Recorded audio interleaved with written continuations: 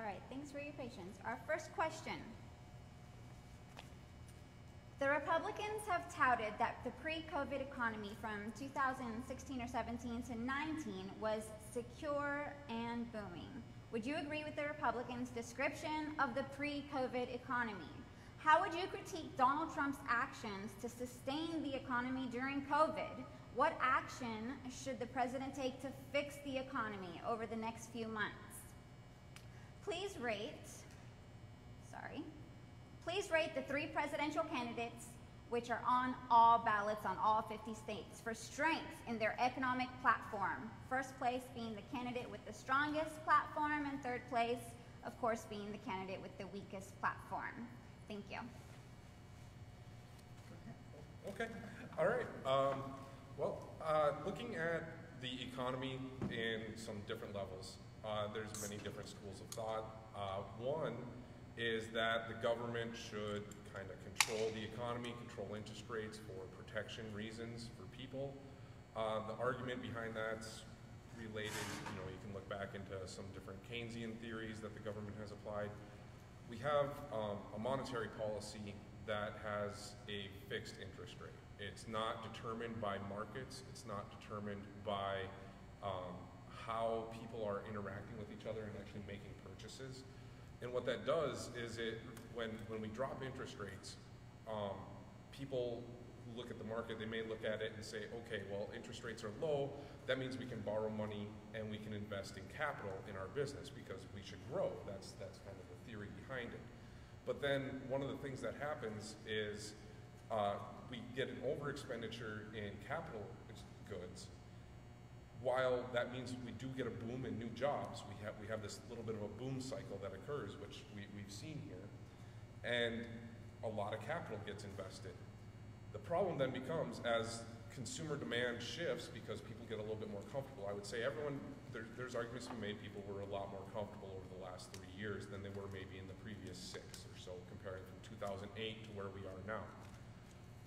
The problem then becomes when people start equalizing their spending, the investment's all been in capital type expenditures that tend to be serving more of the industry rather than investing in consumer type levels of expenditures, I guess you could say. And the market's going to have an equilibrium that's going to have to balance out. People will start spending as they see fit for their current lives, and the investments may not always been made in the best decision because the money was easy. It was easy to make the money. Forecasting, you could have basically you're reducing your risk because the money's going to come and you have a potential bailout. So we've seen that within many of the industries. We saw tariffs placed on China over Trump's administration that resulted in retaliatory tariffs from China to the soybean market as well, that caused some impact to farmers, which required a bailout over this now in this COVID crisis. If we're looking at it from the perspective of what we've done since the crisis, the Federal Reserve has increased the M2 monetary fund by over 22%. That means that we have printed, of all the current dollars in circulation today, 22% of them were created in the last few months. What do you think that does to the money that you were earning a year ago? You've essentially lost 22% of your earning power in the last few years through these bailout structures that we've done, which now have to result in us paying a debt service on this through taxes that is growing and growing every year. Our debt service is projected to be one of the largest expense of the federal government, in surpassing the military budget at some point here. We're $26 trillion in debt. Printing more money and reducing the soundness of our fiat currency as is a mistake, in my opinion. I think that we should encourage currency competition that would allow for people to choose what is the proper currency to exchange value between individuals, rather than centralizing the control with the government as we currently do. I can let you go from there. You mean like Bitcoin? Maybe not necessarily Bitcoin. Bitcoin could be an option. I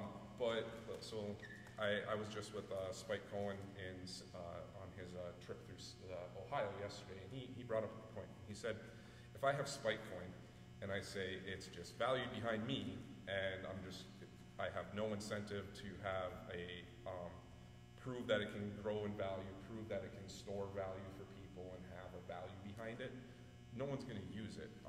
Cases like Bitcoin have a very strong case in the structure of the data structure behind it. I know a guy in Covington, just down here. He is working on a public records blockchain technology that would allow for tracking when people buy and sell houses in the housing market. Data typically is delayed by almost a month in those types of decisions.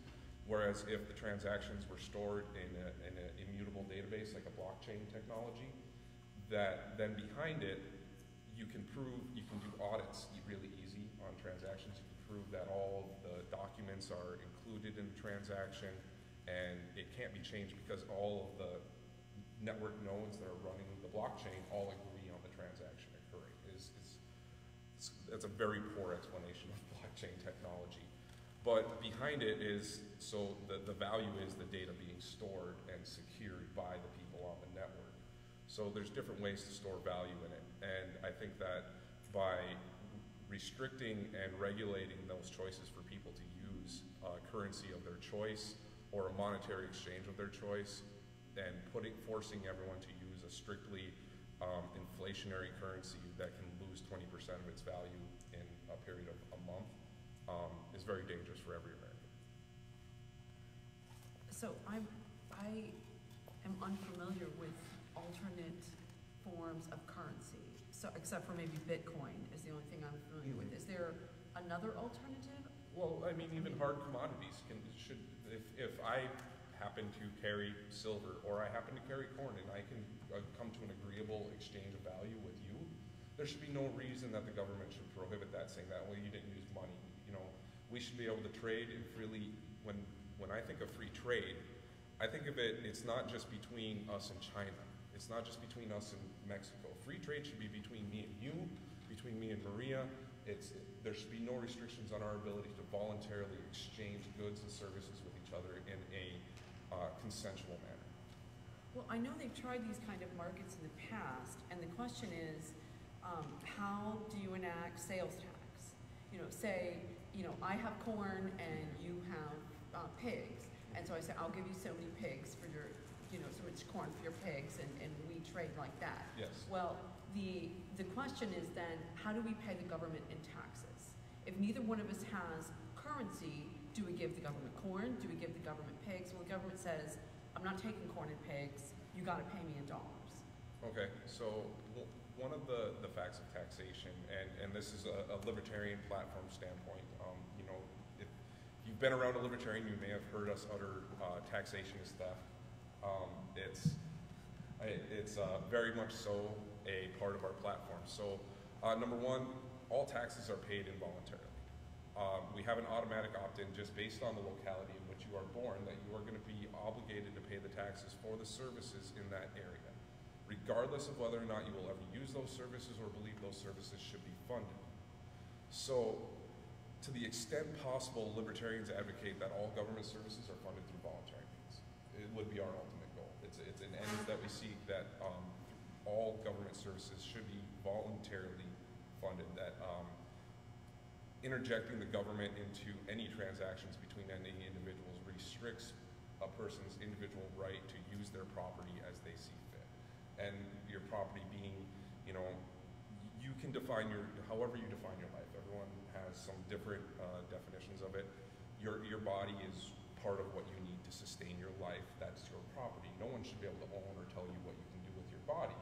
And therefore, your labor that you freely exchange for goods and services, maybe money or whatever it is, that's your justly acquired property. And that every single time the government takes a piece of it, they're taking a part of you, your property, and what you've justly acquired. Through voluntary exchanges and voluntary actions, I believe that we can encourage actual charity. Whereas in current systems, we see a lot of people who a charity is going to have to go through so many regulatory compliances just to prove that they're being charitable. We've seen communities have feeding homeless people voluntarily. It may have been cooked in someone's kitchen instead of a commercial kitchen because they couldn't get a license to go into a commercial kitchen. And they'll be shut down for that when they're trying to actually do charitable good. And instead, a lot of times we have systems, I feel, in the government that try to be good, but in the process of doing so, they restrict people's ability to climb themselves out of a situation that's bad, because we keep raising, we can talk about welfare, we can talk about any of those aspects, but when you set a threshold that can incentivize someone that if they go above it, all of a sudden it's more expensive to live than if they stay below a threshold. It doesn't provide people a ladder to climb out of a bad situation. And I, through as many possible means, I think that people who identify a market problem, a problem in their community, if they're driven to take action and see it's a little bit of a selfishness to it, and I won't ever deny that in the argument, that people, when they act for their own interests, rather than trying to control the interests of other people, that mutually we can grow better as a society. We can have mutual conversations, we can have discourse. We don't always have to fight, because when we cede our power and our control to the government, they invariably always have to select a small group of people to make the decisions. So we put it in there, and more we see our legislatures abdicating that authority to regulatory agencies who can arbitrarily interpret rules, enforce decisions. We pay licensing fees for people who want to open their own business. And if you go into some more, I guess you could say, marginalized communities, almost everyone has a side hustle of some sort. Whenever you go talk to almost anyone, they might cut hair, they might mow lawns, they might work on cars, they might be a plumber, they might fix someone's electrical. But they can't advertise, they can't promote their services because they can't afford the licensing requirements to establish their own business. So that comes back to free trade, that when the government restricts who can, when, and where perform a good or service, it restricts competition, which only serves to drive up prices and serve people who can overcome the established barriers put in front of them. Do you think there are any bona fide functions of the government that would justify taxation, say national defense or other kinds of infrastructure, the police, the fire department? I mean, nobody wants to use the fire department, but if your house is burning down, it sure is nice that they're right there on the corner, with those hoses. So I grew up in a community that had a volunteer fire department. The fire department was your neighbor, was my boss at work, and my coworkers. Like, they would carry a fire radio with them everywhere they went. My hometown actually abolished its police force at one point. We decided that the taxes we were currently paying to the county were sufficient enough to cover the needs of our small town. It was a very small community. But when it comes to the role of the government, in my view, the government's main role should be protecting the rights and property and adjudicating the disputes between individuals. So we do need a national defense. We can't ignore that fact that there are some threats out there, and we should have some defense. We should have courts that can settle disputes between individuals and process the issues that actually have identifiable victims. If someone does harm to me, I should be able to go and hold them accountable and seek restitution for the harm done to me, and have that. That's what the role should be. What I think in Kentucky, I can speak to this, it's approximately 83% of the 25,000 prisoners even in Kentucky are in there for drug offenses, just simple possession or use drug offenses. Did you repeat that? 83%? Or at least related to drugs that they did not differentiate between selling and just simply consuming in that market. But it was approximately 83% of the almost 25,000 prisoners currently in prison in Kentucky are there for simple consensual use of a chemical, whether you agree with it or not. I don't think anyone should do heroin, but we have situations where people get prescribed Oxycontin from a doctor, and they may not realize that they can become dependent on it, and that prescription runs out, and at that point, the real difference on that person between an alcoholic that's a functioning alcoholic and a functioning addict is there accessibility to the drug? And unfortunately, when someone is cut off through the legal means through their doctor, if they have developed a dependence, they will then seek out black market alternatives, which then allows a bad actor in the community to claim they're selling one thing and then put other chemicals into it or overpower it, and you end up with overdoses in your community. And then the people who are affected by the restriction on who they can get this, now that they're medically dependent on as an addiction, their only sources are criminals. So they get forced into doing criminal things to get the drugs. I think that treating people that have medical addictions to substances should be we should be stigmatizing it. We see, you may not even realize it when you see someone who's a functioning addict in public. You might be surprised who you run into that may have a dependency issue that you don't know about. And they may be fine, but when they run into lack of supply, they run into issues like that, that's when they have to make decisions that usually put them into a bad situation, in my opinion.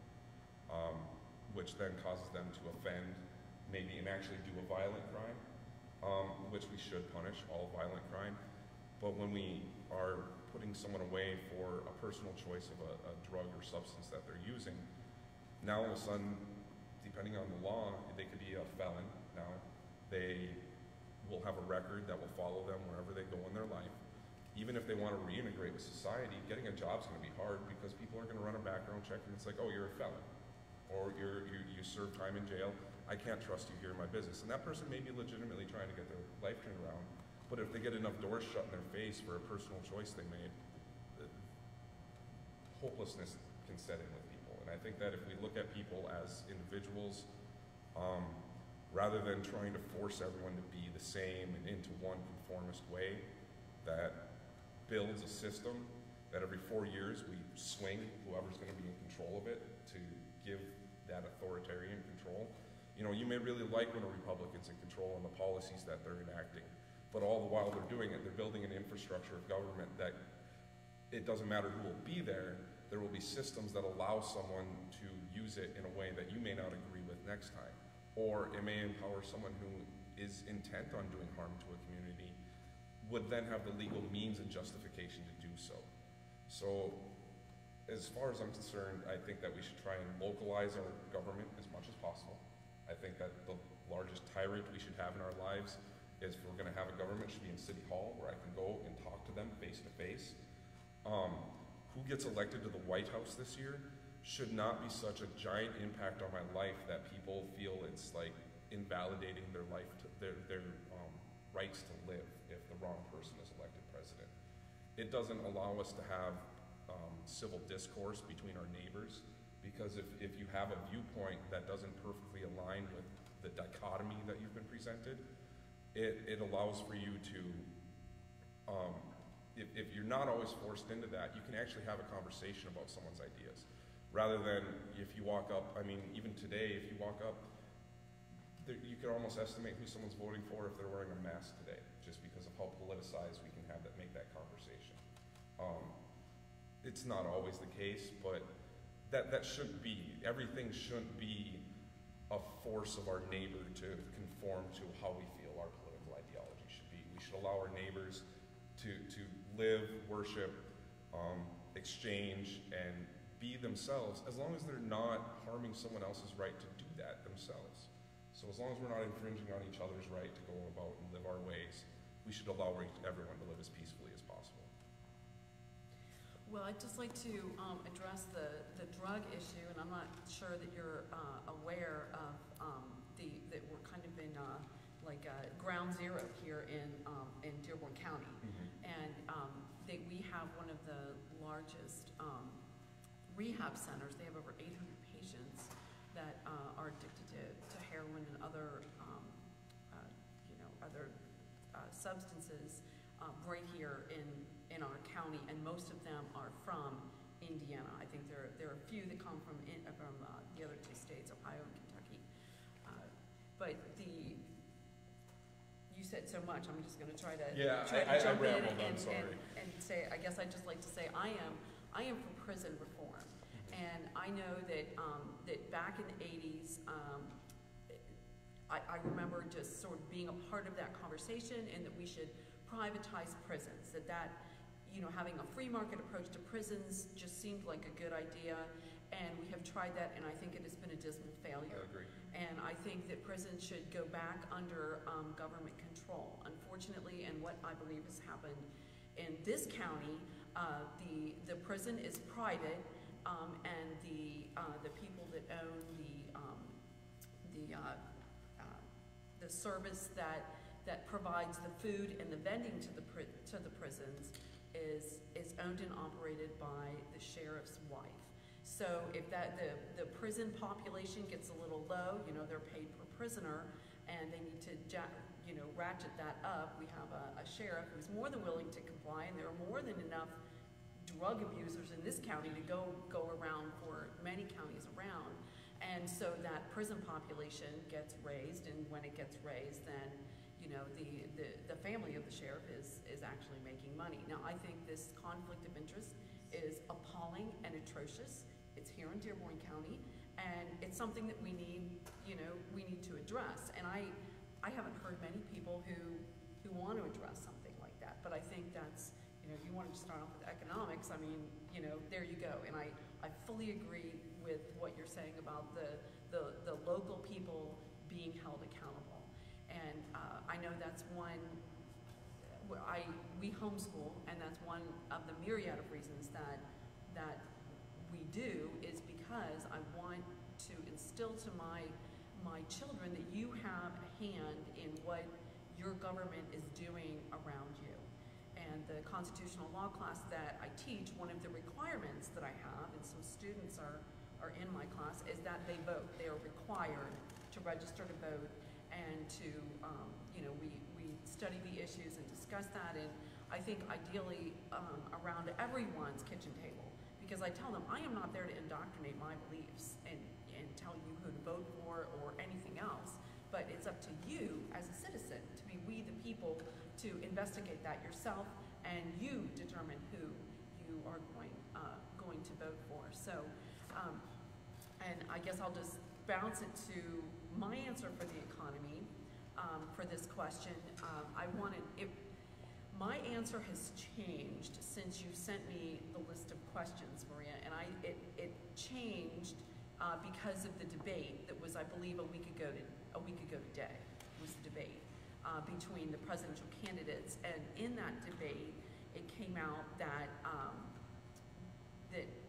the Democratic Party was going to eliminate oil by 2025. And I just think in the last 7 days, that has now become, in my political analysis, the main economic discussion now. And I think the reason is, if you look at coal in 2008, and you look at coal now, when the Democrats came in for 8 years, they completely decimated the coal industry. I mean, if you look at West Virginia, Senator Byrd was the longest running senator in the history of our country. He was from West Virginia, he was a Democrat, and West Virginia went Republican because of what the Democrats did to West Virginia.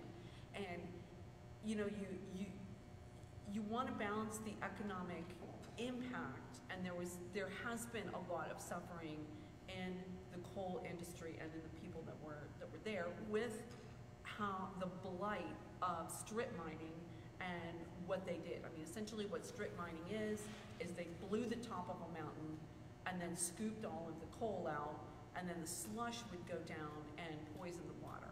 Well, I would think that everybody in America would agree we want clean water. We don't want anybody drinking toxic water and getting cancer and having their kids have all these weird, no one wants that. We live in America, we want clean water. However, I also believe that we could have put a lot of more resources and technology into figuring out how to balance those two interests. I don't think it was a zero-sum game, but I think a lot of people believe that it was. So people look at what they did to coal and said they're going to get work. In 2008, the Democratic Party said we're going to get rid of coal. They did it, and now they're saying they want to get rid of oil. And do they have the resources to do that? Well, if they get in power, they do. And so I think a lot of people are running are running scared with that. So that's my opinion of what the major, just the main economic issue is right now, and it's just surfaced with that. You know, I see, I can't even wrap my mind around an America that does not run on natural gas. I don't know, I can't. I think a lot of people desire that, but I can't. I can't really see that, and I can't see the benefits. So that's my opinion on that economic issue. Can I respond? Not necessarily respond to a few of those things, Yeah. but discuss a few of them. So you discussed coal, oil, energy. So this highlights the issue here. So the government has so much power that whoever's president gets to decide which industries are going to survive.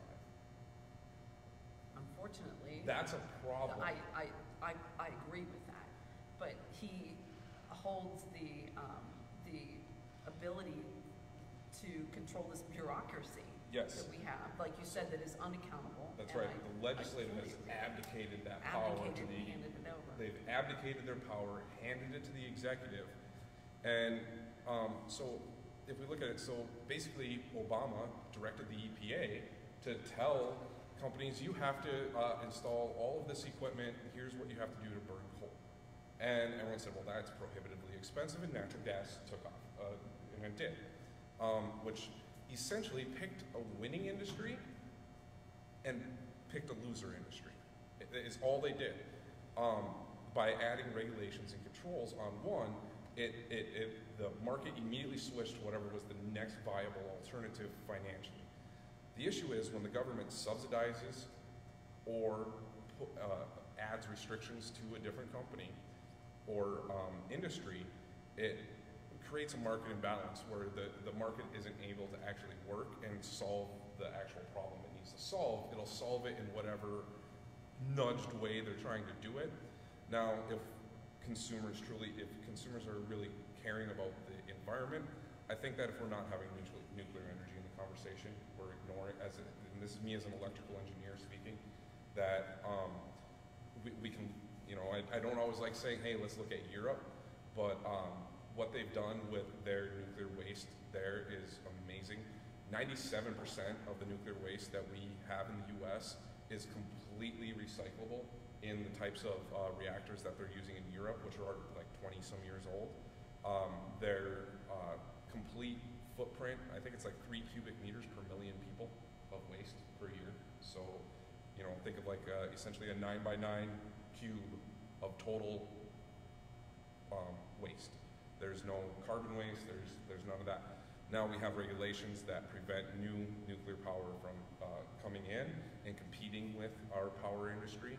I think can I just stop here? Yeah. But that waste, like, will kill us all. I mean, you're just not But talking so about will carbon. like But yeah, so but can, nuclear.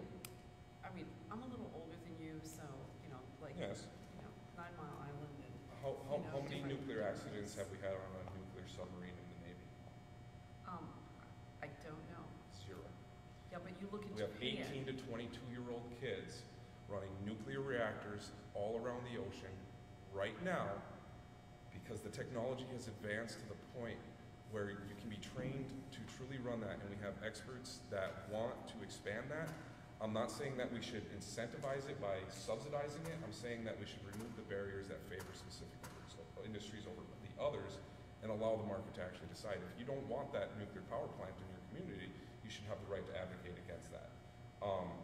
If you don't want that coal burning power plant, if you don't want that oil. Yeah, but surely you would say that we would have to highly regulate a nuclear power plant. I think that we can look at industries that regulate without a government control picking who is regulating it. We can look at examples like Underwriters Laboratories in the electrical industry. You see the UL logo on almost every electronics in the country. Okay.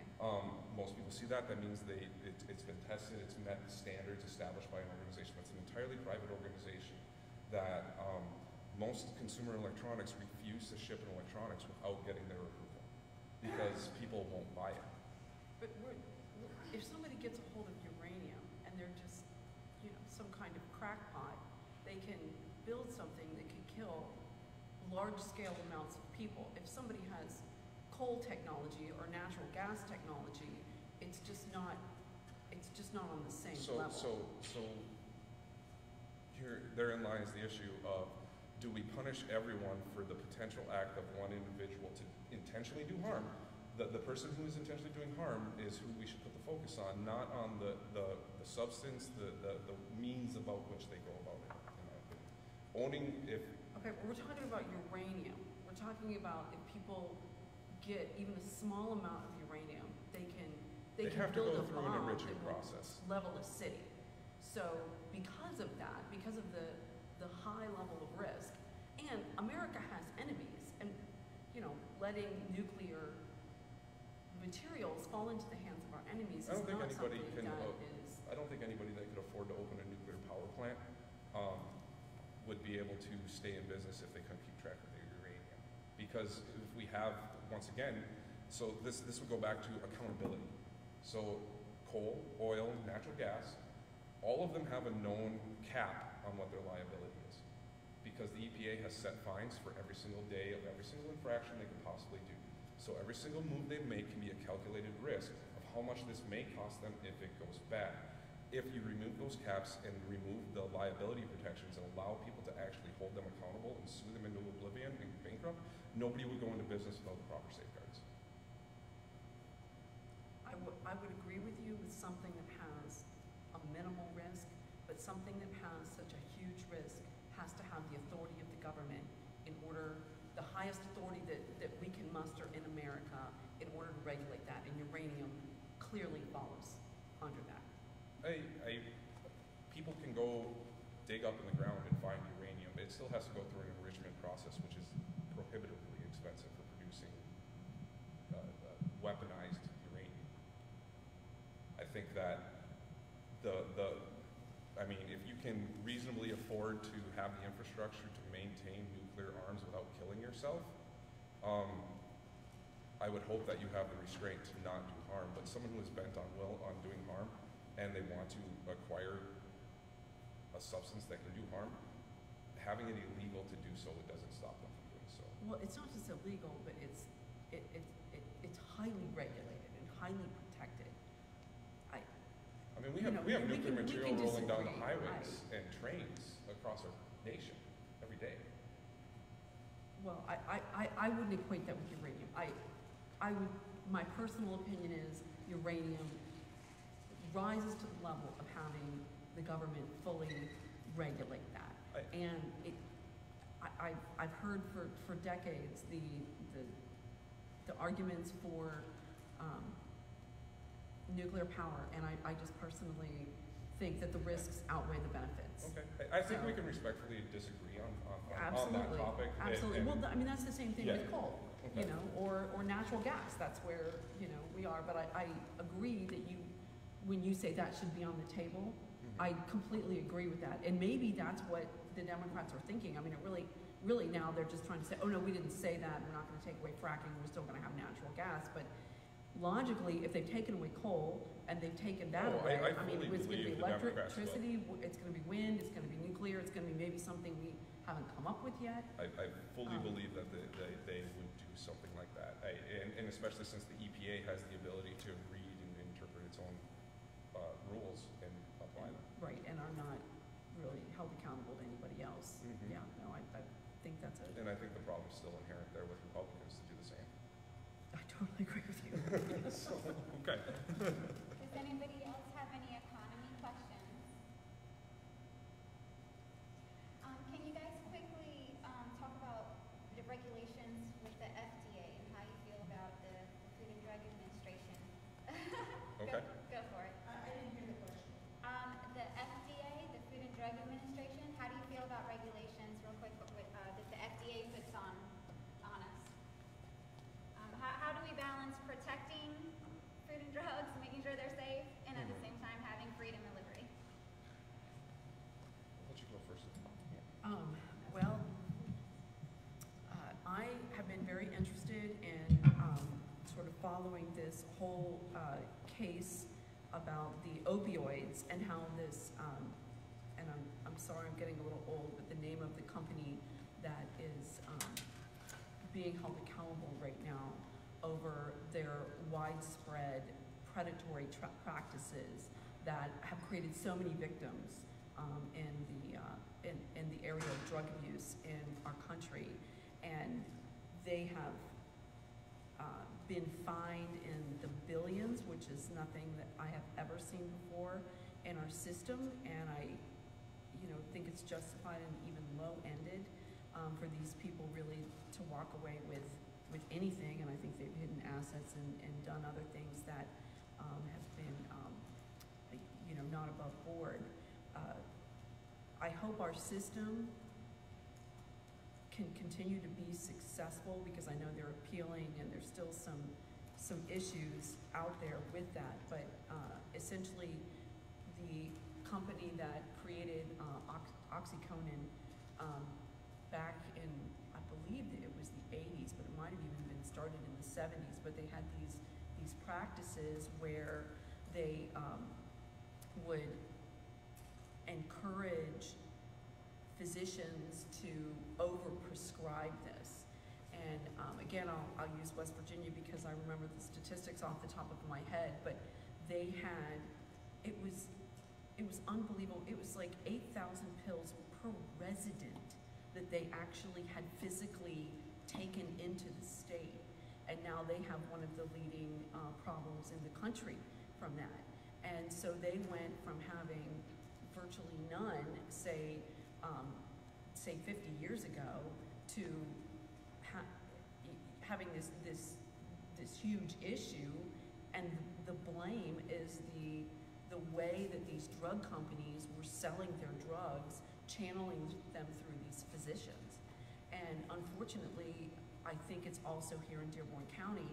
There was an article in the New York Times over the weekend that was written about Lawrenceburg. Did anybody read that?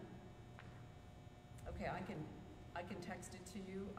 So there's somebody who is a New York Times columnist that lives in Dearborn County, and he was writing about our county. So there was quite a topic among our family. Our pastor spoke on it, and he cited many things, but one of the things was there's 80 prescriptions for every 100 people in our county, and to me that was just shocking, and it really took me aback. And how much has Big Pharma a hand in the crisis, the drug crisis that we have? And I think it's a very large hand. I think they're walking hand in hand with the FDA, and I hope that the courts can be a way to even that out. And what they've done is they've even developed these drugs that counter heroin and counter Oxycontin and these other things. So they set up these treatment centers and they get paid. Yeah, they're getting paid both ways. They're causing the addicts, and then they're helping to cure the addiction. And I mean, the whole thing reeks to me. And I don't have any wisdom of how to solve this problem. I just identify that it's huge, and I hope in the next generation that somebody's going to come up with a way to solve this, because it's horrible and it's ugly. Okay. So a couple of those things. I'll start with just basically on the FDA, and I'm going to quote our presidential candidate on this here, because I know not everyone has kind of looked at it, but prior to, I believe it was in the 20s, the FDA, to have a drug on the market and get its FDA approval, you simply had to prove it was safe, that it wasn't going to kill someone when they took it. The efficacy was not a testing requirement to get the FDA approval. Generally, that was market tested. Like, if you put out a painkiller, let's just say, that's on the market and it doesn't help you kill pain, and you spent all your money on the market, well, you're bankrupt and you're out. Now we have to go through, we have taxpayer funding the FDA, the companies have to go through, they'll spend millions of gatekeeping money to bring more products to the market, and it prevents actual competition from coming in. The other thing that we do is we basically evergreening patents for drugs, I think is a big issue that that's more of a USPTO type issue. But when a company can say, well, we just moved this molecule here to here that has a negligible change in the drug, and it's a new drug, and they immediately can begin controlling the sale of that same substance over and over again. You get a hedge fund then that identifies someone who gets a new evergreen patent. They go buy that company, they fire the research and development division, they jack up the prices, and then they have a monopoly on that drug that they can charge outrageous prices for. So I think that we need to address some of the things that we can do to address those drug cost issues would be to end the evergreening ability for drugs especially. We could go down, where the intellectual property line is, but the way it's being used now is nothing more than a government-sanctioned monopoly that they can exploit. Now, with as 80 out of 100, 80 prescriptions per 100 people in a community. So earlier, like I said, you may not realize it when you're walking down the street, and you may be running into a person who's the equivalent of a heroin addict. When they're addicted to Oxycontin, some of them may not even realize they're essentially taking heroin, because from my understanding and conversations with people, it's much smoother in comparison. There isn't a big crash. And you're buying it from your doctor. That's right. You're not buying it from the guy in the corner. That's right. So I guess we could go into the full legalization argument. There's countries that have fully decriminalized the drugs that allow, this may be a hyperbolic argument, but we don't see our liquor store owners fighting over turf. We don't see, I guess we had prohibition with alcohol. So we had bathtub gin, we had gangs that would control the market, black market situations. Whether people agreed with prohibition or not, people were still going to drink, and what it did is it removed the control from individual, peaceful citizens and put it in the hands of criminals, because those are the only type of people who could sell alcohol. So in the same case here, we have essentially legalized drug dealers that can cut off a supply at any time that turns someone to a more addictive substance in a black market. Well, then they sell a product that helps them get out of that. So maybe an option, and now we don't necessarily have to say I want everyone to be using heroin, but if your asshole heroin dealer in the neighborhood who's selling drugs to the community was in a storefront that you knew who he was and he was open-faced about it, he probably would be more hesitant to sell bad substances to your community. Also, advocacy groups could easily open up, they could protest that service, users could hold him accountable if he is doing harm. You could open up testing facilities right next door, treatment facilities. I don't know, I'd have to look at Indiana, but in Kentucky we have certificate of need laws that prevent medical facilities from opening, unless you can prove there's a medical need in your community. So you can't add more beds to a hospital, you can't add more, drug treatment facilities may not quite fall under the same category of it as we have in Kentucky, but that's how we end up with, a monopolist type health system. Over here in Kentucky, we have St. Elizabeth, who owns almost every single hospital in northern Kentucky. If a new hospital were to want to open, they would have to collect thousands and thousands of signatures, petition the government for permission to open, and then St. Elizabeth could say, no, we're not at capacity, you get to shut down. And that's a failed system from the 70s that came about when the federal government said, if your state wants Medicare and Medicaid, we need you to enact what are called certificate of need laws, because the theory was that the rising healthcare costs were caused by hospitals investing too much in new equipment to offer new services, that they were raising their prices to cover those costs. So their theory was that less competition and making sure that the maximum utilization of your local medical facility was maxed out before you could add anything else would reduce prices.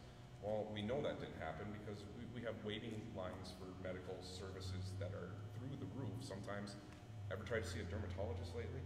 I mean, you might have to wait a year and a half to get in.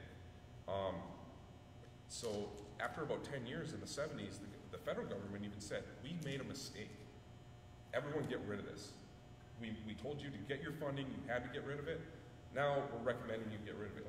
I think it's only 15 states actually did.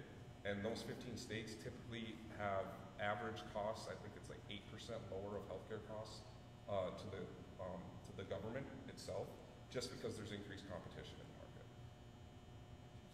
So there's a few different ways we could go at it. I know a full legalization of every drug argument is not necessarily palatable to most people because there's fear over, the harm that people in those situations do. But my argument would always be, what good are we doing by putting them in a cage where they don't get sober? They have access to the drugs in prison, and they don't get rehabilitated. There is no restorative to any of the victims. The government can use them as a slave legally under the 13th Amendment. And bringing up your private prisons. So if a private prison has an incentive to have a higher incarceration rate because if they can use the labor to do something, that does not make the victim whole if there's a victim in the situation. That only enriches the private prison. And especially if you have a crony situation where the sheriff's has a financial interest in having more prisoners in there, that's when I said earlier, we build these systems that inherently are there to do good, but once they're built, removing them is extremely difficult, and when someone goes into a position of power that is intent on being selfish and doing harm to others for their own benefit, they now have a legal and justified means to do it.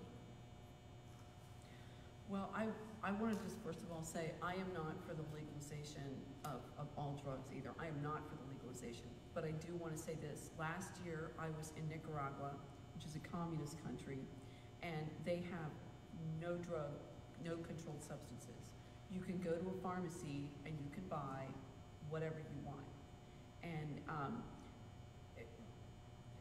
my daughter's a nurse. I mean, I wouldn't even know what to buy because I don't have the medical, especially in Spanish, to even know what that is. But and I said, well, you look around Managua and there are not drug addicts languishing in the streets. They have their own issues, but that was not one of them. And I just found that just a very interesting commentary. I mean, they're a communist system. I oppose virtually everything that they stand for there. However, if you look at our streets, even here, there are people languishing, and we have some of the strictest drug laws in the world. So there has to be a better way. There has to be some other way that we can address this without hopefully causing an enormous amount of human suffering, because just letting these drugs let loose on our society when it seems like half the countries, that's true. I mean, we're at 80%. If 80% of it are getting it through a legal means in your community, that there's probably 10% that are getting it through an illegal means because they can't get that other 80% anymore, and then there's 10% walking around saying, man, there's like you see the worst, and you may miss the levels of gray going on in your community, and by treating every single person as a criminal rather than a person, we disconnect from our community, we disconnect from our ability to interact with each other, and we end up with the highest incarceration rates in the world. That does nothing to solve the problem. It only creates a self-fulfilling system that puts more and more people in. If anyone has any more economy or drug questions, write them down, because we might have time later. Let's switch to something so much more fun, the coronavirus. Donald Trump has taken the stance of allowing governors or county and local municipalities to govern local reactions to COVID. Can y'all hear me with the mask on? Yeah. Would you agree with Trump in allowing the governors to retain this power? Or would you agree with Biden that America needs this leadership centralized at the federal government? Using COVID for context, please explain how libertarians would balance safety and security with freedom and liberty. If Biden is elected, do you think his plan to regulate the COVID mandates federally, such as social distancing and mandatory masks nationwide, is a good idea or a bad one? And that's it. Go for it. All right. Well, number one, good ideas should require force. If something is truly a good idea, we should be able to give people the information, and people should be able to make an informed decision for themselves. We saw throughout this entire thing, initially, don't get tested, was what we said, because we couldn't get any of the testing kits through the efficacy approvals. They'd all been proven safe. We could have flooded the market with every, I think there was 33 different companies producing testing kits inside the U.S. at the time that could have been used. I think only 2 made it through the initial efficacy round testing that they had to go through. Now, if you're a company and you're going to be producing a testing kit, you should be wanting it to be an effective testing kit, not just hoping to get the narrow stamp of approval from the government to distribute it. Could you imagine if, when this first came out, if businesses could have popped up, testing site, I mean, we saw testing companies pop up like crazy. If we would have allowed more of them to come up, use these different tests, if they sold a service and all of a sudden they were having a bad test kit, I guess that company is going to go bankrupt that sold bad test kit. But we're not testing like a vaccine on us with a mass trial. It was a test. So if we would have massively voluntarily tested ourselves, people who were infected would have been able to self-quarantine, and we wouldn't have had to shut down every single aspect of our lives for months. We don't shut down healthy people for any other situation. This one, yes, it's new, it's novel. Information was slow to come out. I think that as far as the leaving it up to the states, I think that's a good start, but I think leaving it up to the individual governors isn't the right decision either, because we saw, I know in Kentucky, we saw mandates that set up exactly how businesses had to lay out their business, depending on the business category, with zero regard for how that business actually operates. Now, the store owner in town who knows his customers, knows what products they buy and sell, he's more incentivized to provide a safe environment for them to shop in than the government is. If the government says you have to have your customers walk down the first aisle, this aisle, and back around this way, it doesn't give him the ability to set up an actual safe environment. People who refuse to set up safe environments, that comes back to being able to hold people accountable that do harm. If people are going to be intentionally out causing harm and we can identify that, we should be able to hold those people accountable. But locking down every healthy person and then using it as a fear-mongering tactic, as a political tactic, I find disturbing and disgusting of any politicians using it that way. I think that if we, as I would with almost any situation, you over here and you know what's best for you in your situations. Me, if I am an elected official, I may have ideas of what I think you should do, but I don't know all the nuance, all the exact circumstances of your life to be able to tell you what is the best decision for you in this time. And I think that if we allowed people to take personal responsibility, allowed people to actually choose, I know once this came about, my employer realized that maybe we don't need all of our offices because some people like to work at home. It changed business practices. Yeah, we ended up in a forced situation, but we went to voluntary at-home work well before mandates came out at my employer. The moment we saw it, they said, if you don't feel safe at work, please go home. We're trying to minimize contact between all employees, and this is how we're going to work. And I think that allowing each person to do what's best for them and their family is the freedom is going to be the best way to work it forward. Well, I don't know how many of you know my husband is an actuary, and he's passed the pandemic actuarial exam, and he, I think, has a more scientific angle. Would you be willing to share your thoughts on that? I can speak loud enough. I just find that up until about March, the science behind how pandemics spread, well, it impacts insurance companies and so forth. So that's one of the first topics that we as actuaries actually study. And I did study it when I was in college as well. So the modeling of it is very straightforward. And up until about, if you look at it, I think we actually did a very good job of managing the contagion, the spread. And we did follow the science and so forth, but the whole narrative changed once, I believe, one side determined that they could get some political leverage with the whole pandemic. So And as we often do, there's sides that think they can rewrite history even, and they've done that.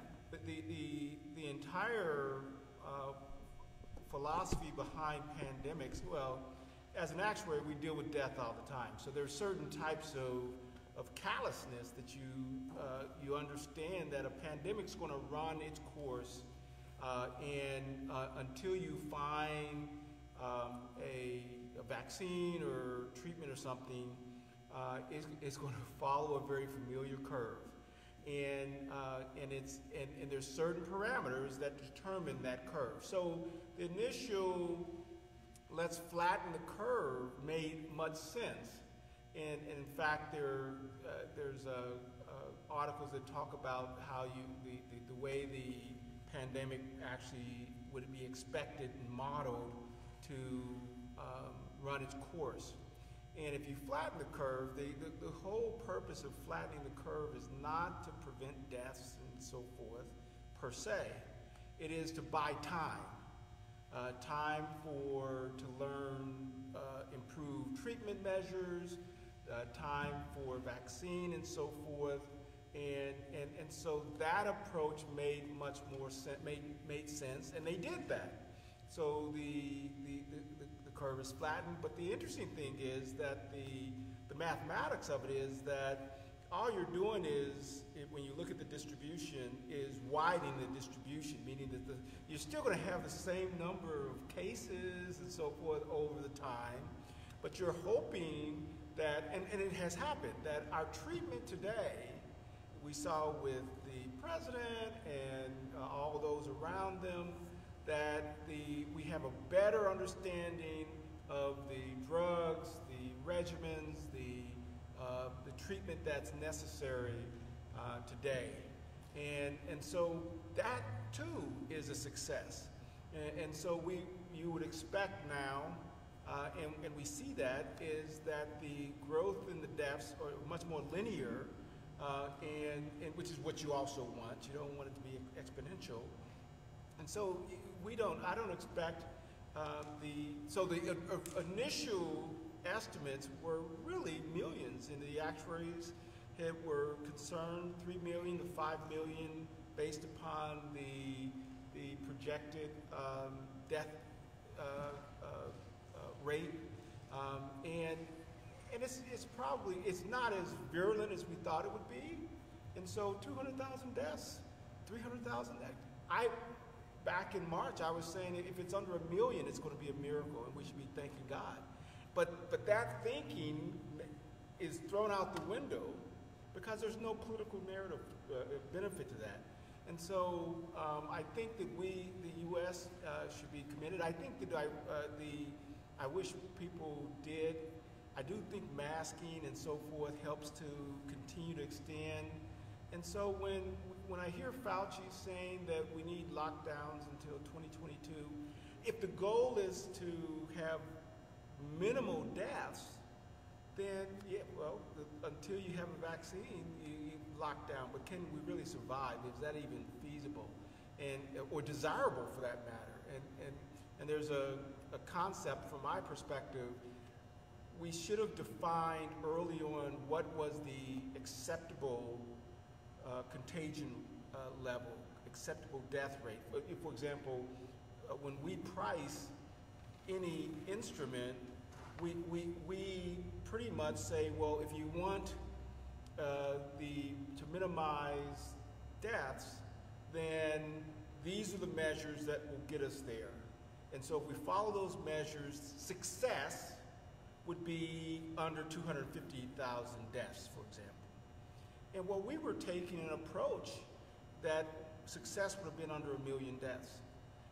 But that narrative is not a common narrative. So anyway, the science, we do have a side that says we believe in science, because they don't. They want to manipulate the narrative by arguing that they believe in science. Because if they believed in science, they would acknowledge that much of what the current administration has done was successful.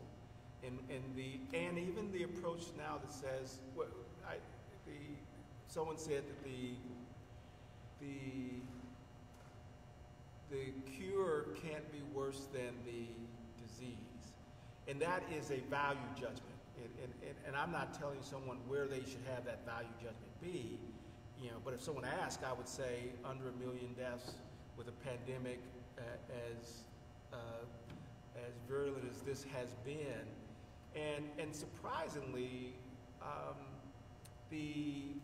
what we'll find in about 2 years, it usually takes about 2 years for the actuaries to complete their studies, and we haven't even had a year of exposure yet.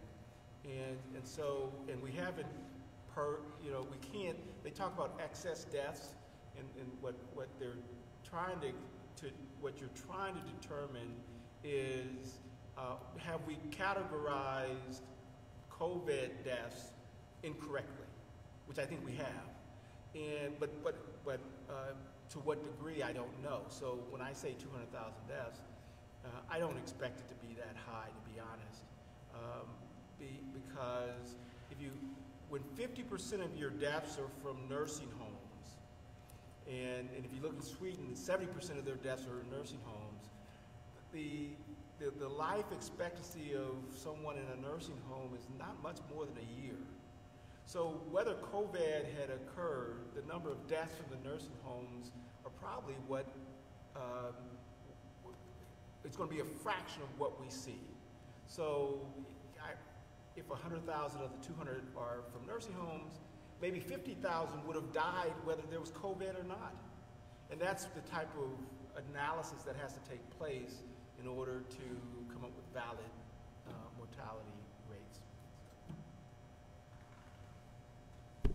Any thoughts? So, quick answer we'll go with Albert first. Quick answer. Did Donald Trump do well with saying that he's going to let the governors be in charge? I know there were some snippets and sound bites where he said that he's in control.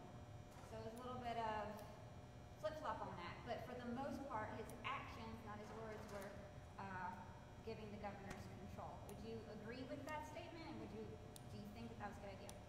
I would agree with that statement because I believe we're a nation of laws, and he, as the federal executive, has limited power to interject himself into the policies of governors. And I think the governors should have, I think other than California, as far as I know, the California governor is the only governor that I knew of that had the authority to do what most of these governors did. For a perfect example would be, did Mike DeWine have the authority to postpone an election? And the answer is no. And I tend to be a person who says that we have a constitution for a reason, and those who violate it in authority should be held accountable.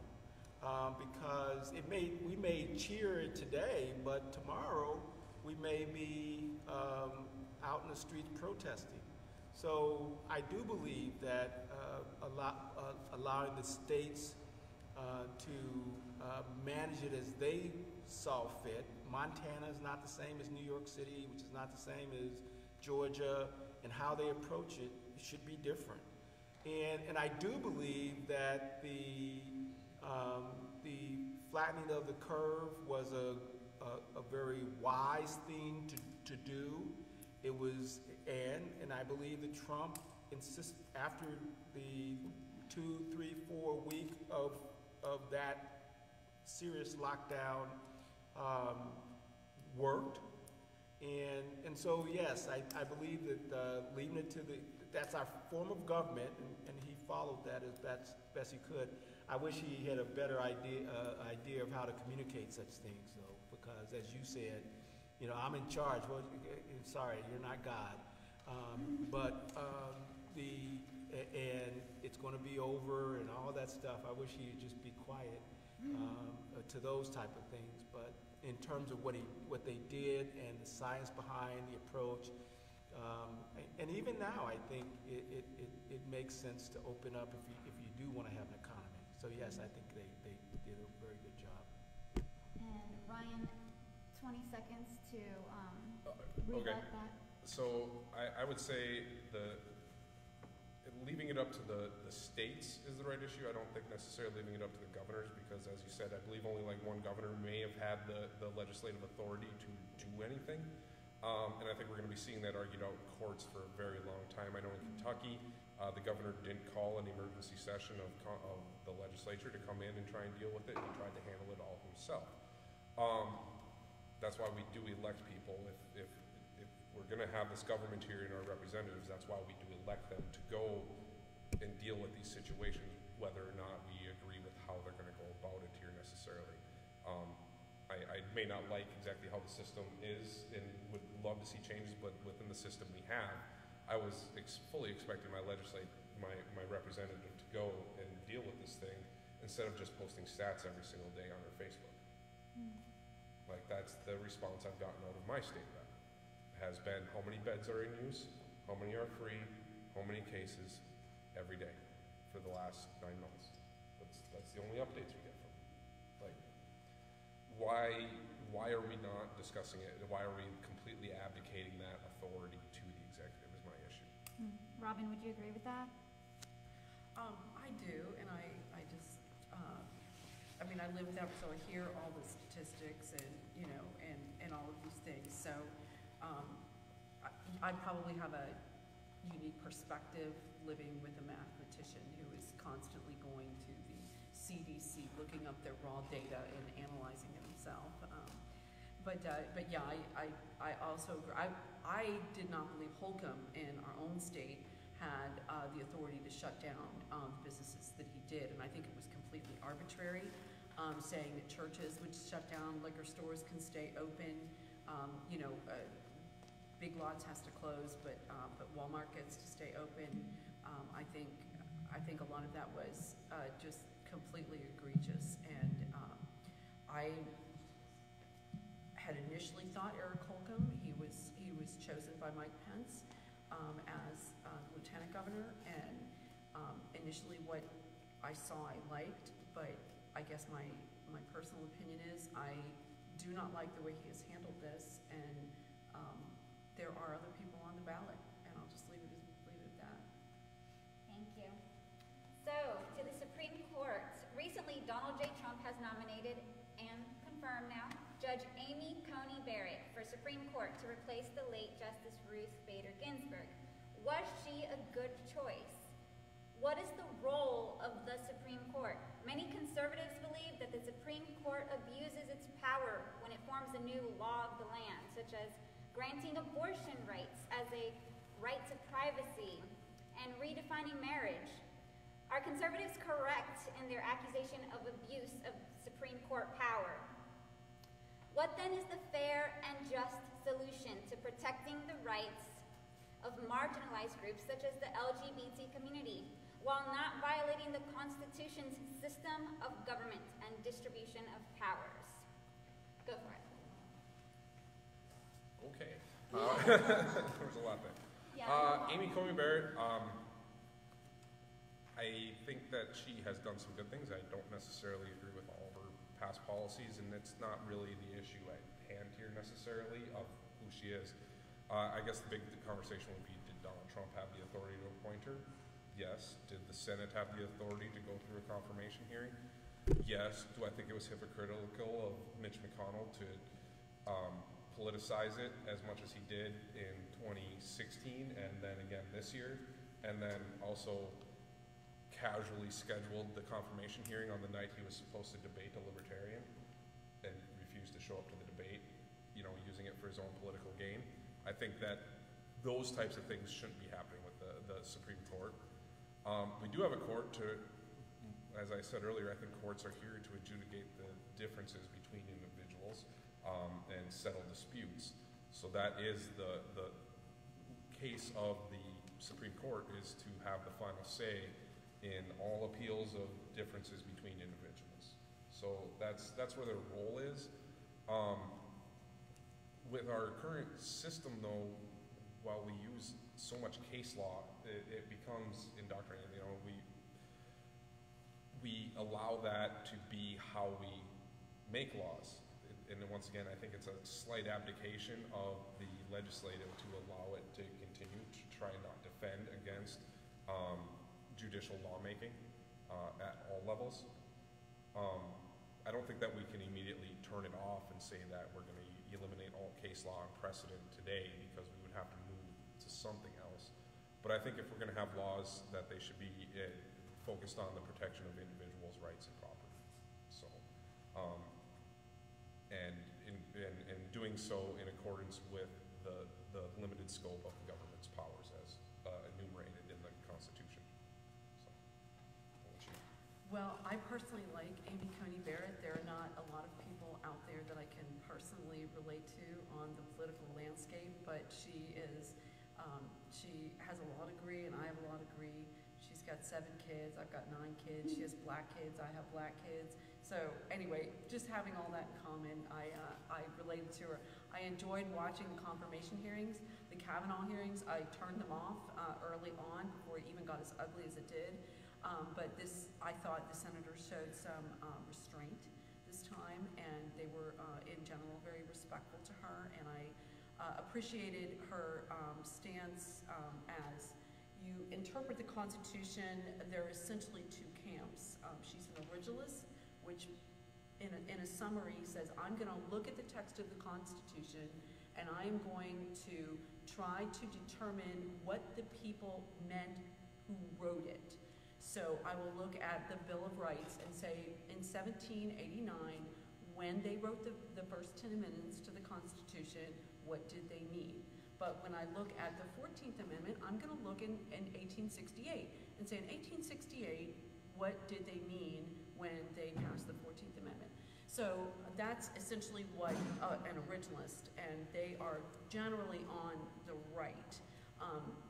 And then on the left, it's the living, breathing Constitution theory, and that the Constitution grows and evolves with our society, and that we don't want the hand of the dead legislating for us or adjudicating for us today. We can do this through the eyes of the people who are alive with our own value system. So that's essentially the 2 sides of judicial interpretation. It's a spectrum, so people fall in between there all the time. From her answers in the judiciary hearings in the Senate, she definitely was in the camp of the originalist and even referred to herself as an originalist. So I think she will interpret the Constitution close to that. I myself am an originalist, so that is, I guess, again, why I identify with her. As far as judges legislating from the bench, I am very nearly 100% against that. It's called judicial fiat, and it's essentially saying, well, I'm going to take this law that's written that they're arguing about and saying, you know what, that's not really what the legislature meant this, and I'm going to rewrite it to what I think it should be. And they have done that over and over again, and it is in place of precedent. When you said get rid of precedent, I would have liked them to get closer to precedent as opposed to going away from precedent and making up their rules as they think they should as they go along. I guess my point is Yeah. the original precedent was, the legislative writes the laws, the judiciary just, adjudicates the laws.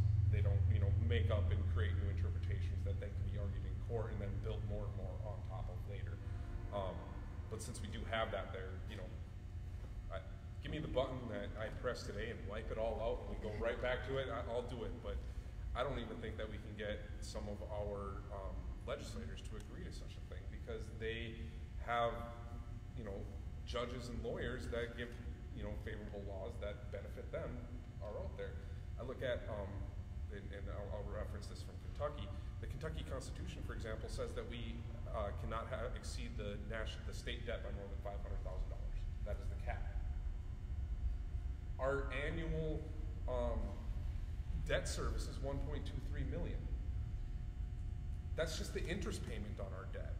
And somehow it got challenged, and the courts then ruled that, well, as long as the checks aren't bouncing, it's balanced and it's legal by the Constitution somehow. Like, that since we just can leverage ourselves into debt infinitely, that doesn't matter about how much debt we actually incur. That's going to take some legislators with some guts Yeah. to follow it. I mean, that's where the buck stops.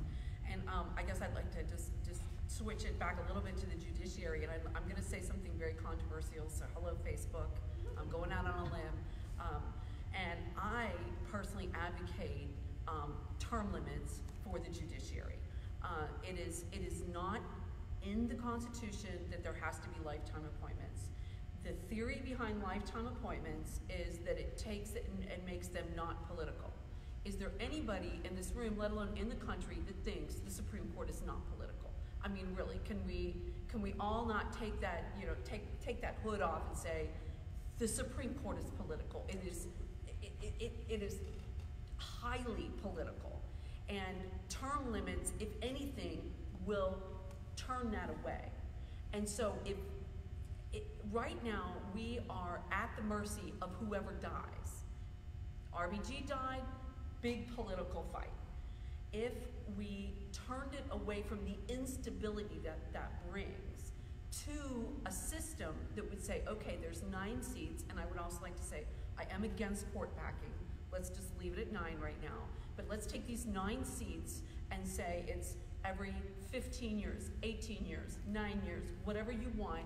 We should have that open to the legislature, and we should debate it as a society within the legislature, and then say, okay, so you know that every 8 years or every whatever, I think probably having it in an odd year when it's not a presidential election would be better. So if it's, say in 2021, and you could, anyway, there's a lot of more people that are more creative than I am to come up with that system, but to say every so many years there's going to be a new seat. So when you vote for the president, you know that next year a seat is going to be open. Or when you vote, you know there will not be a seat that's open unless somebody dies. Everybody's going to die, so there's always going to be that open. So you will have a backup if somebody dies, and there will be this, we'll probably revert to the system that we have now. But if we had something that was orderly, I think it would bring stability to the system. I think it's a positive change. I think, just being at the mercy of this, and as the nature of our society, it appears to me that it's getting more violent. I mean, these people, if you look in Colombia and some of these countries in South America, you're literally taking your lives in your hands to be on the Supreme Court because they were being so frequently murdered.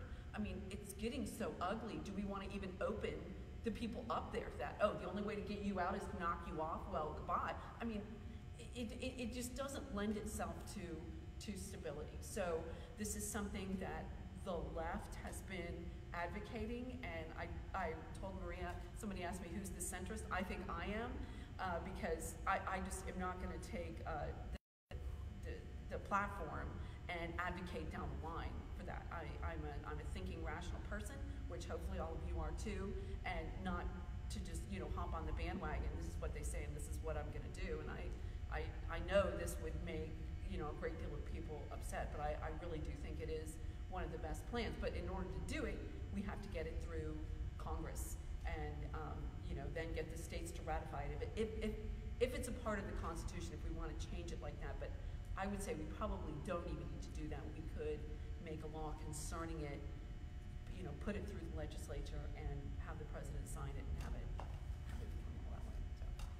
I think convincing people whose careers are dependent on public service to impose limits upon themselves is going to be an uphill battle. I think that I would love to see the discussions about so is taking away taxes. That's so, right. That's right. I'm not naive to fighting uphill battles in ideology here. So, but I think term limits are a good thing. I think originally, if we look originally at the Constitution, I don't know that our founding fathers would have expected us to turn politicians into such career criminals that can go forever, and the people would just blindly vote for their team. I don't think that they fully anticipated how bad the duopolistic choices that we would have would formed such a tribal environment in here. So getting people to convince to enact term limits on their own, I think we've got a long uphill battle. I don't think it's one that should be ignored by any means. But it's going to take a massive effort from people standing up and saying, these people are out, we're going to put some new people in that want to do what we expect them to do, especially at the federal level. I would ask, and I want to say it's been quite a while, but when was the last time the House or Senate members actually themselves wrote, read, debated, discussed, amended a bill before voting on it? Any of those things. You end up with the House Majority Leader, or the Speaker of the House, the Senate Majority Leader. They meet up with the Cabinet, essentially Steve Mnuchin, Department of the Treasury, to figure out how much money they can print, essentially, and borrow from the Fed this year. They meet with lobbyists who present a giant bill, and they bring it to the floor, and they say, you have to vote on this today. And no one reads it, and our legislators just rubber stamp it along party lines, over and over and over again. They don't have open debate on the floor. It's been closed, I think, for 4 years now of the House. Open debate on the floor has been prohibited on the floor of the House for over at least 4 to 6 years, I want to say.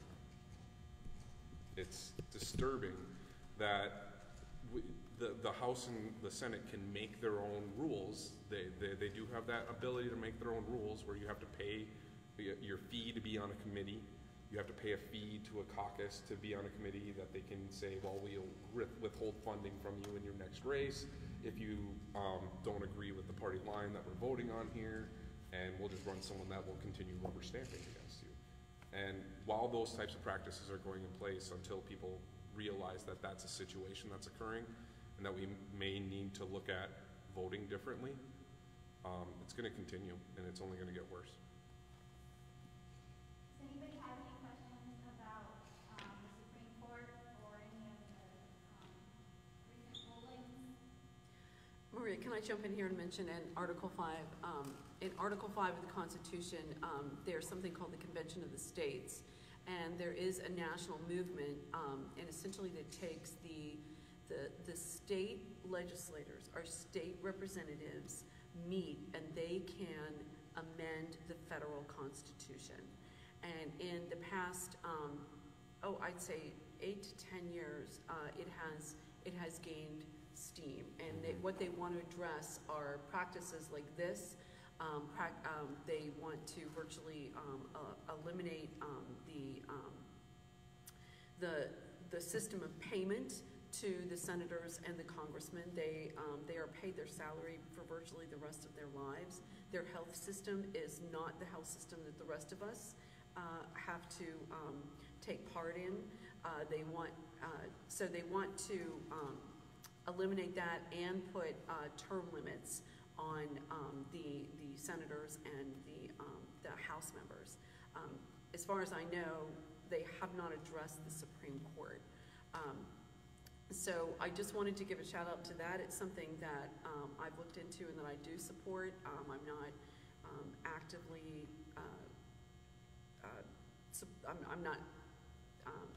actively going out and informing people about it, but it is something that is very legitimate, and hopefully we will see more and more states jump on the bandwagon. They're already in the 30s, I believe, in 32 or 35 or something like that. So they're getting close to that number. I think it's 42 or 44. Do you know about this?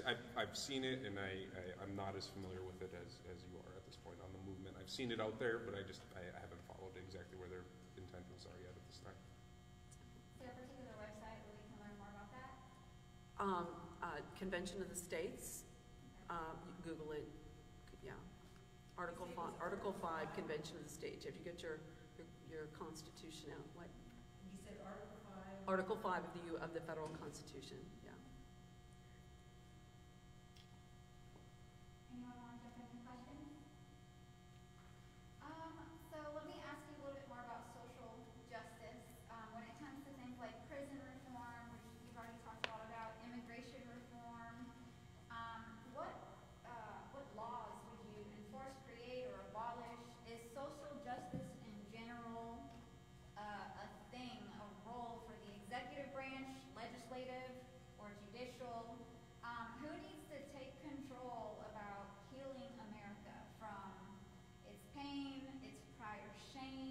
justices. If you have anything to add about social justice, please go for it. I guess I'll start this Why time. don't you go with That's this all one? right. Yeah. I would like to talk about qualified immunity, and my husband, like I said, is an actuary, and being in the insurance business, I think he has a unique perspective. He's written a lot on this, so I'll just let you go ahead and explain your take on let me explain what qualified immunity is. When there is an action by a federal or a state employee, say a policeman, well, this is where that most of it lies, and this is one of the issues in police reform. So if a policeman breaches somebody's federal rights or state rights, then they can say, oh, I have qualified immunity because I was acting in the course of my job. And so therefore the victim cannot sue them for breaching their, say, Fourth Amendment rights or Eighth Amendment rights or whatever. Qualified immunity is judicial fiat, which means the Supreme Court came up with this idea and just instituted it. It was not duly debated on the floor of any of our legislators, and a lot of people are calling for reform of that. So, Albert, do you want to speak to that?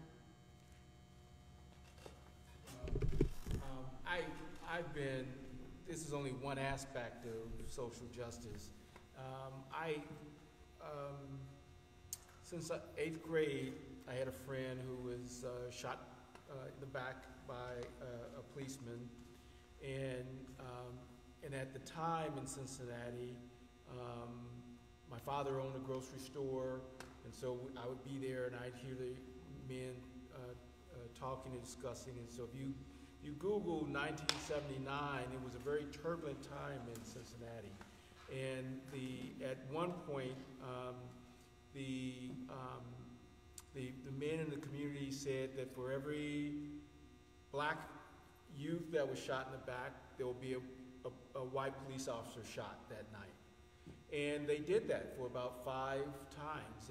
And one of the police officers who was ambushed was, we referred to him as Officer Male.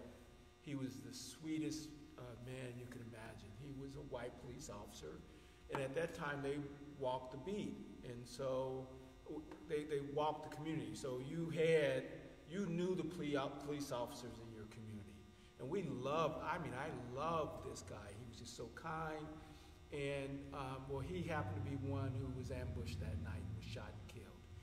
And so, and I just cried. Even now I get a little emotional about it. It's why him? Why him? And so I have both sides, where I have my 16-year-old friend who was shot and killed. He was not armed. He was a thug. There's no doubt he was probably breaking into the car. But do you lose your life? Do you get shot because you're breaking into a car? And then are you treated the way he was treated? And he was abused after he was shot. I mean, it's horrible, both sides. So I've been spending much of my time since that two experiences of saying, how can we reform our policing such that the police can do their jobs, they can go home safely, they can have cooperation from the neighborhood and the citizens and so forth. And so, that was a lot of my thinking. Well, as an actuary, I price all sorts of types of risk. And one of the ideas I came up with is that the whole qualified immunity is a problem. If you have no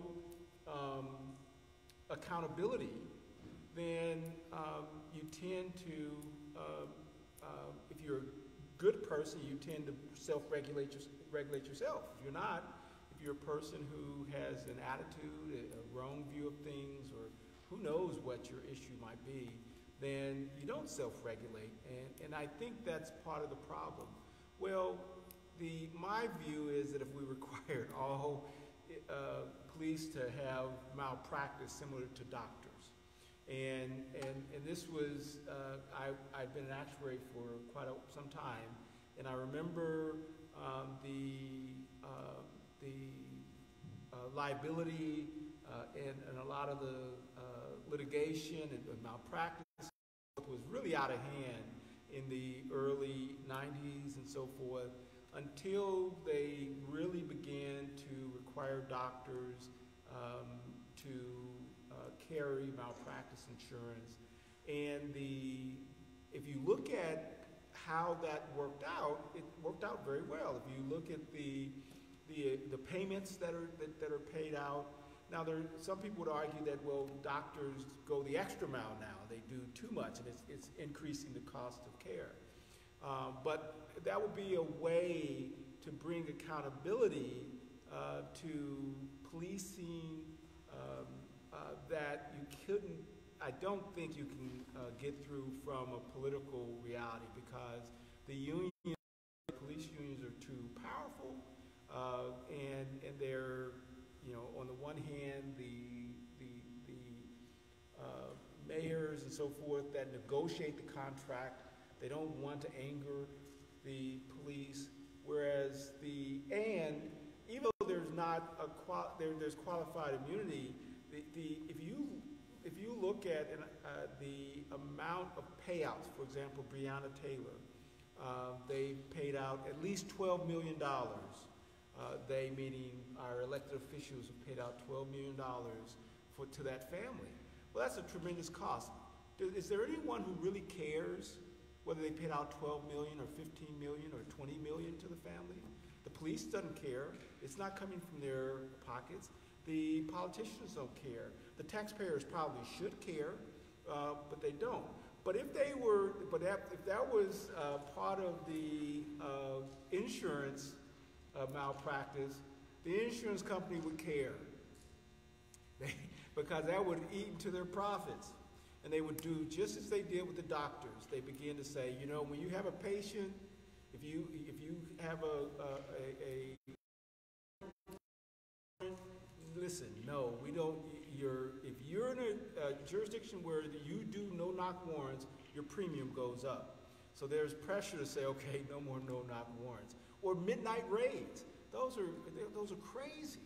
And an insurance company would look at the data and say, what happens in midnight raids? We just noticed that there are incidents where you shoot someone and you can't really tell whether or not they have a weapon on them or not. So if you do if you do midnight raids, then your insurance premium is going to go up. And so you would have incentives similar to, and you would have a national database. Right now, if you're a policeman and you misbehave and you want to go to California, you go to California. But with the national database with doctors, if you are sued in California such that your malpractice premium is too expensive, you can't just move to Massachusetts, because you're still in that database. And you move to Massachusetts, your premium may go up, who knows, because of the environment you're in. So we need some sort of mechanisms to bring about a reform of the entire system. And I think malpractice is a way to bring in some accountability, because there'll be some real financial costs and so forth. But of course, I often say, to the hammer, everything's a nail. So an insurance guy, I have an insurance solution, and insurance is not always the panacea. I'd like to add some on that. In Congress right now, Justin Amash, Libertarian Justin Amash, has introduced the Ending Qualified Immunity Act, and it's gained tripartisan support. The Speaker of the House will never let it go to the floor because it was introduced by someone from a different party, so the political clout isn't there to be gained. But it has tripartisan support, three-party support in the House. One issue specifically in the conversation of qualified immunity that I think needs to be there is that it should not be ended only for police officers. It should be ended for all government officials in the course of their duties, because all government officials currently enjoy it. If Social workers. Everything. You know, if someone is doing harm to individuals, they need to be able to be held accountable for that situation. An example, having this conversation with a Covington police officer, we were discussing it, and I didn't get quite to saying I wanted it for everyone to be gone yet, but he brought up a very valid point that why it needs to be that way. Let's say you're here in your community and your sheriff decides to write a warrant that is based on bad evidence, and he gets a judge who may have, is someone who's intent on doing harm, could intentionally violate someone's rights. Let's say they get a warrant issued for someone's arrest, you're out driving, we can debate speeding limit laws and everything, and laws that increase interactions between police and individuals just specifically to look for other crimes rather than for the crime why they're really pulling them over. But that police officer, he pulls you over, and all of a sudden you've got a warrant out. He has an obligation to take you under arrest. Now all of a sudden he's been implicated in violating your rights because a judge and someone else in a different community. Maybe that other police officer could be held accountable, but that judge could just say, oh, I didn't know what was going on. I can wash my hands of it. Where there usually has to, in qualified immunity, there usually has to be a prior case demonstrating identical to the facts. Yeah. And when I say identical, so an extreme case, and I can't remember exactly where it was, but basically in the same area, a suspect had yielded, had laid on the ground in a ditch to submit, and an officer released a dog on them. And at the point, it was declared that was a violation of the individual's rights. Later on, a similar case occurred where it was determined not a violation because instead of laying in a ditch, the perpetrator was laying in a field. He was laying in a field instead of a ditch. And it wasn't identical, so therefore the case was able to be thrown out on a qualified immunity basis because there wasn't an identical situation previously that established it was an intentional violation of someone's rights. So looking at it as only for police, I think that we need to look at it for all individuals. You presented, mandatory insurance from it. I think that there could be options. Not necessarily a mandatory insurance, but I think the market would dictate an insurance be viable because otherwise people will be priced out of the job. I've seen proposals from some people, if the unions want to try and protect this thing, maybe being paid out of a union pension fund of taxpayer dollars, because when $12 million were paid to Breonna Taylor's family, as you said, it didn't come from the police, it didn't come from the police union, it didn't come from the people involved that were liable, it came from every individual in that community that then had to pay the burden. It's the same thing like when we said with, shifting gears a little bit, even when we talk about the environmental protections, when that company knows that my fine is $30,000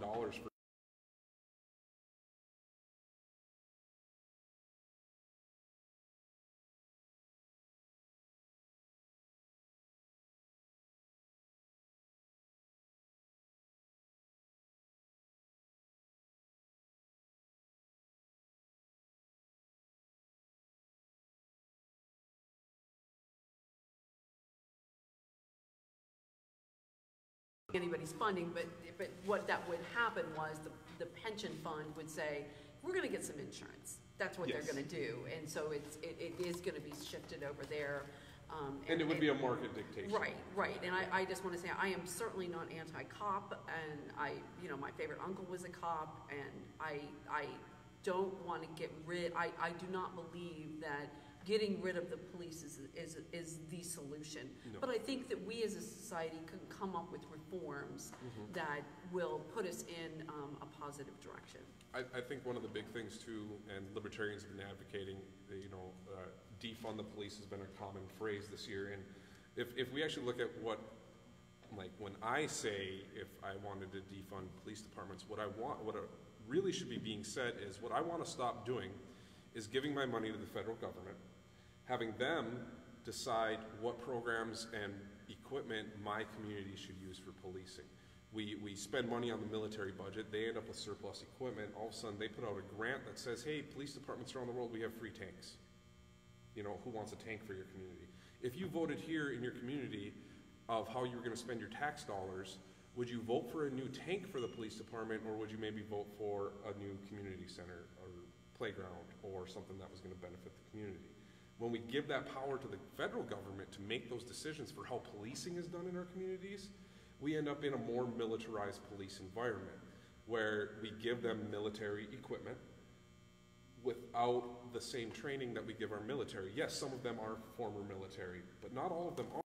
Typically, if we're giving someone a new, you know, AP, armored personnel carrier for the community, or an LRAD for a community, because we have, you know, long-range acoustic devices, are non-lethal crowd suppression devices, which are in our policing communities, they're trained to use them by the manufacturers usually. Like, here's how to do it, and here's how to be most effective at suppressing a crowd.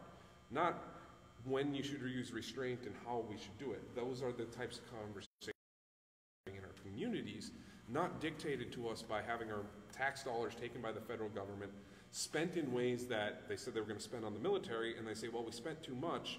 Who wants grenade launchers or mortars? There was a school district in California that, just to see if they could do it, applied for a grant and were granted like 23 grenade launchers for a school district. Just because it was available. Well, we can't let our tax dollars go to waste. It would be fiscally irresponsible to not apply for these grants. What is this new phys ed? Let's go who knows? But, like, you know, it could have been for like launching tear gas or something, but like, why does a school district need that? Like, why is that even available for a school district to apply for? Why, if we could localize those decisions